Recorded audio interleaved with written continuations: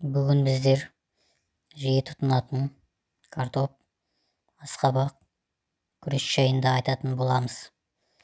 Олардың емдік қасиеті жайлы естуіңіз бар ма? Ендеше емдік қасиеті жайында сөз қозғайтын боламыз.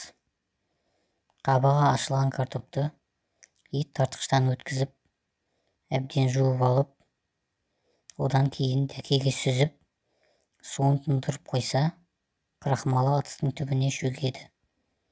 Осы кезде суын төгіп тастап, крахмалын кептіріп, шыны ыдысқа салып сақтап қою керек. Содан кейін осының 100 грамын 300-400 грамм балға араластырып, күніне ас ішерден жарты сағат бұрын 1 шай қасықтан 3 рет жесе, асқазан ұлтабар жарасын емдеуге таптырмайтын ем. Сонымен қатар 100 грамм крахмалды 100 грамм құмшекерге араластырып, күніне 1 шай қасықтан 3 реттен ішсе, асқазан ұлтабар және ішектегі жараларды жазады. Ал асқазан қышқылы көбейгенде 1 шай қасық крахмалды 1 стакан суға араластырып, күніне 50 граммнан 3 мезгіл ішсе, асқазан қышқылын қалыпқа келтіреді. Ал енді асқабақ жөнінде айтатын болсақ, асқабақ пен диірмене дәндерін алып, әуелі асқабақтың дәрін ашып аламыз. Осы екеуін араластырып, бір қасықтан аламыз.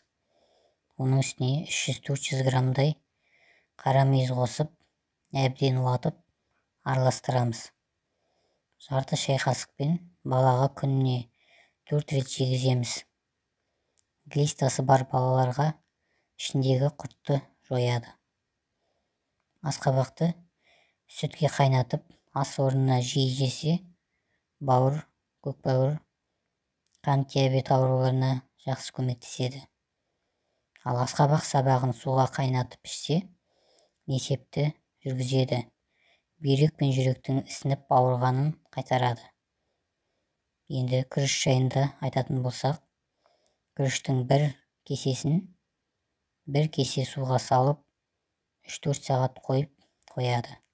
Содан кейін судың үстіне 100 грамм бал қосып қайнатып, суытып, 20-30 граммдай алма сірке суын құйып, күніне 50 граммнан 2-3 рет ішсе, бел ауруларына ем болады.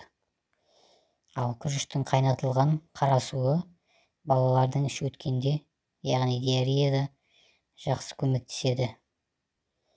Назар аударғандарыңызға рахмет.